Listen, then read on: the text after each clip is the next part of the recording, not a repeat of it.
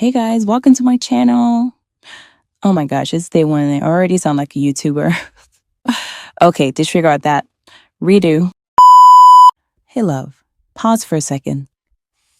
If you've ever lowered your standards just to avoid being alone, this is for you.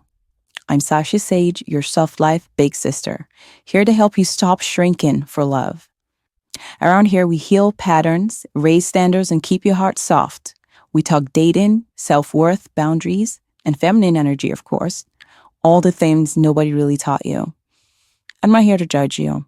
I'm the friend who looks you in the eye and says, you deserve steady, peaceful love and a life that feels gentle, not draining.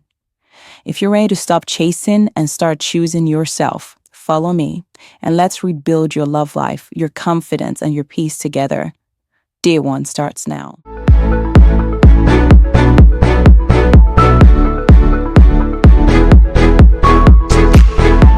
Now, if you're watching this, there's a good chance you are that woman. The one who pours, the one who understands everybody else's feelings before she even checks in with her own. The one who knows she's powerful but somehow still ends up entertaining people who are, well, not on her level. And if you're a Black woman or a woman of color watching this, you've probably been told your whole life to be strong, to hold it down, to be grateful for the bare minimum, and to make it work even when it's breaking you. So I want to say this out loud, on purpose, where you can't unhear it. You were not put on this earth to be somebody's emotional support system with no reciprocity. You were not born to be the strong one who never gets to be soft. You absolutely were not made to be plan B, almost girlfriend, or secret option for someone. This channel is for you if you're done performing strength while quietly falling apart inside. All right, guys, let me paint you a picture here. Now you're sitting on the edge of your bed, your phone in hand. You sent him a message, 3 hours ago? You've seen him on social media, you know he's up. But then your phone is dry, still. You tell yourself, oh, he's probably busy. You check the read receipts, you rewrite the last thing you said in your head 10 times, by the way, wondering if he sounded needy. Part of you knows this isn't how someone who truly values you moves. But another part of you is terrified that if you speak up, ask for more, or pull back, you lose him completely, right? So you do what so many of us have done. You shrink. You make excuses. You decide your needs can wait. And you call it understanding. Now, if that hit a little too close, you're in the right place. All right, so today, for day one, I want to talk about 3 major ways women shrink themselves in dating, especially women who were raised to be strong, loyal, and ride or die. Now, as I go through this, I want you to be honest with yourself. Not ashamed, not defensive, just honest, okay? Number 1, the overgiver. Now, the first way you shrink is by overgiving. You show up like the whole wife for someone who hasn't even shown you he can be a consistent boyfriend. You're doing emotional labor, supporting his dreams, listening to his trauma, organizing his world, and he's giving you the bare minimum. You know, the occasional calls, some I miss you texts, and vibes. You keep giving more, hoping it'll finally convince him to choose you fully. Now, here's the truth, love. You're not overgiven because you're so generous. Most of the time, you're overgiven because deep down, you're afraid that if you stop, there'll be nothing left holding this together, right? You're scared that if you stop performing, he'll finally show you the truth, that he was never really invested. So you overfunction, you love for 2, you initiate for 2, you carry the connection like a full-time job and then wonder why you're exhausted and resentful. If this is you, I want you to hear me clearly. Real love does not demand that you burn yourself out to prove that you're worthy of it. Number 2, the cool girl who abandons herself.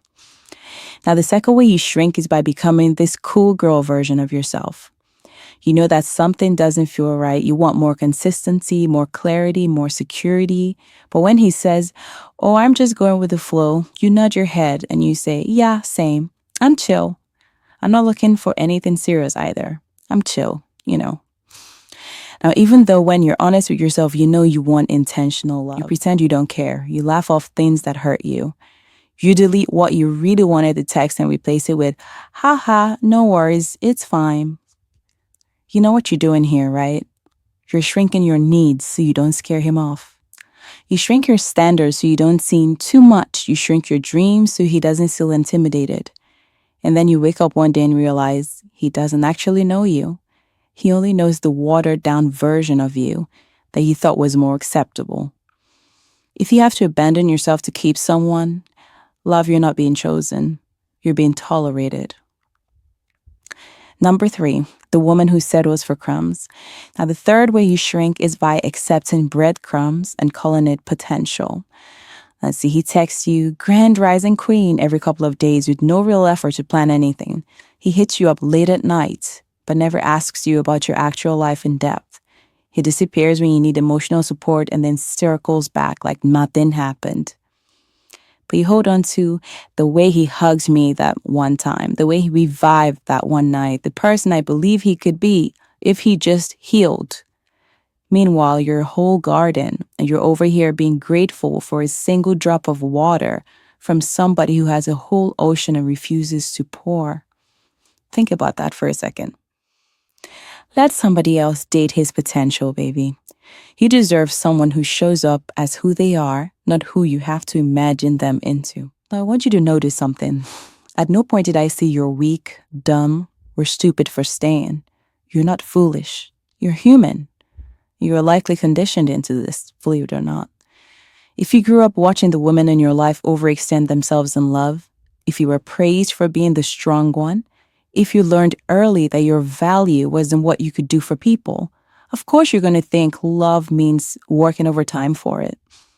If you've been hurt multiple times, lied to, cheated on, of course there's a part of you that thinks, well, maybe this is just how it is for me. And if the world keeps calling you intimidating, too independent, too emotional, of course you might start silencing yourself and shrinking so that somebody will stay. So no, we're not going to shame you here. We're going to name the pattern so you can change it. Now let's talk about the woman you're becoming. The woman who doesn't shrink in dating is not cold, hard, or bitter. She's not walking around saying, "I don't need anyone," with her heart locked up. She's actually softer, but she's soft on a foundation of self-respect. She says things like, "I like you, but I'm not going to keep auditioning for a role you don't even know if you want filled. I enjoy your company, but my peace is not negotiable. I can care about you and still walk away if this isn't healthy for me." She doesn't chase confusion. She doesn't fight for bare minimum effort. She doesn't abandon her standards because she's afraid of being alone. She would rather be temporarily uncomfortable than permanently misaligned. And the beautiful thing is, that version of you is not some fantasy. She's already in you. You've seen glimpses of her every time you felt that little voice in your chest say, this isn't enough. We're just going to give her the mic now. So for day 1, I want to leave you with a simple but powerful reflection. Tonight, when things are quiet, I want you to ask yourself, and write this down if you can. Number 1, where am I overgiven in a situation that doesn't actually nourish me back? Number 2, where am I pretending to be okay with casual when my heart wants commitment?